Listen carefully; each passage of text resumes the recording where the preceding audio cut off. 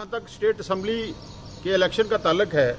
Supreme court of India की direction के मुताबिक 30 सितंबर से पहले यहाँ इलेक्शन होने तय हैं। और मुझे भी लगता है कि जो इलेक्शन कमीशन ऑफ इंडिया की तरफ से जो आए दिन इंस्ट्रक्शन जो है गवर्नमेंट को जारी होती हैं और जो तैयारियां जिस तरीके से इलेक्शन कमीशन ऑफ इंडिया की हो रही हैं, यहाँ इलेक्शन इंशाल्लाह ड्यू टाइम पे होंगे सुप्रीम कोर्ट की हिदायत के मुताबिक। मैं ये गुजारिश करूंगा कि इलेक्शन जम्मू कश्मीर में हो रहे हैं और इसके साथ साथ आपने ये भी देखा होगा कि जो मिलिटेंसी रिलेटेड इंसिडेंट्स थे वो पिछले 4-5 साल में बढ़ गए हैं। काफ़ी खिताई पीर पंजाल को जहाँ तक बात है, जम्मू पूरे सूबे की बात है, डोडा की बात है, हमारा जो चनाब रीजन है इसकी बात है, तो मिलिटेंसी जो है वो बड़ी है। तो मैं ये गुजारिश करूंगा कि दुश्मन हमारा साझा है और इस साझे दुश्मन के साथ लड़ने के लिए हमें सबको इकट्ठे होके लड़ना होगा, एक साथ में सबको खड़ा होना होगा। जहां तक सिक्योरिटी फोर्सेस हों, पैरामिलिट्री फोर्सेस हों, सिविलियन हों और यहाँ की पुलिस हो, हम सबको एक पेज पे आना है और एक पेज पे रहे हैं हम, और एक पेज से ही हम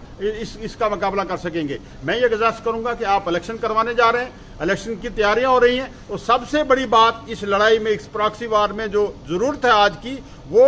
कॉन्फिडेंस बहाल की जरूरत है। मैं कहूंगा कि नौजवान जो है, आज का नौजवान कॉन्फिडेंस खो चुका है। इसको कॉन्फिडेंस बहाल करने के लिए मैं एक बड़ी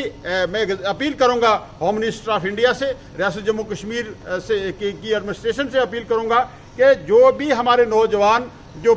डिफरेंट जेलों में बंद हैं उनको रहा किया जाए। और बिलखुसूस मैं कहूंगा कि PSA के तहत जिन नौजवानों को रियासत में बंद किया गया है, नजरबंद किया गया है, और जिनके खिलाफ कोई हिनियस बड़े क्राइम नहीं हैं, उनको इस एतमाद बहाली के तहत जो है रिलीज किया जाए और उनको रिलीज किया जाए। और बिलखुसूस मैं कहूंगा कि खिताए पीर पंजाल में, और पर्टिकुलरली मैं कहूंगा कि जो सब डिवीजन मेंढर में हमारे नौजवान जो हैं, पिछले इस साल 1.5 साल में जिनके खिलाफ PSA लगा है और जिनका एज ए वहां का रिप्रेजेंटेटिव होने के नाते मैं समझता हूं कि उन लोगों के खिलाफ कोई इतना बड़ा जुर्म नहीं है, कोई हिनियस क्राइम में वो मुब्तला नहीं है। जैसे मैं कहूँगा कि हमारे एक साबका सरपंच हैं चौधरी मीर मोहम्मद, इसी तरीके से हमारे एक दूसरे साथी हैं खुर्शीद हैं, इसी तरीके से हमारे एक अजीज़ हैं मुमताज़ हैं, इसी तरीके से हमारे बख्तार चौधरी हैं, इसी तरीके से हमारे गुलाम हुसैन गामी हैं, और बहुत से हमारे लोग हैं जिनको मैं कहूँगा कि एक पॉलिटिकल वेंडाटा के तहत जो है, जिन लोगों को इस बड़े एक ड्रैकोनियन लॉ के तहत जो है उनको नजरबंद किया गया है। मैं अपील करूंगा होम मिनिस्टर ऑफ इंडिया से, जम्मू कश्मीर सरकार से मेरी ये अपील रहेगी कि इस एतमाद बहाली को मद्देनजर रखते हुए इन लोगों को रिलीज किया जाए। और ये जो लोग बंद किए गए हैं, मैं गुजारिश करूंगा यहाँ के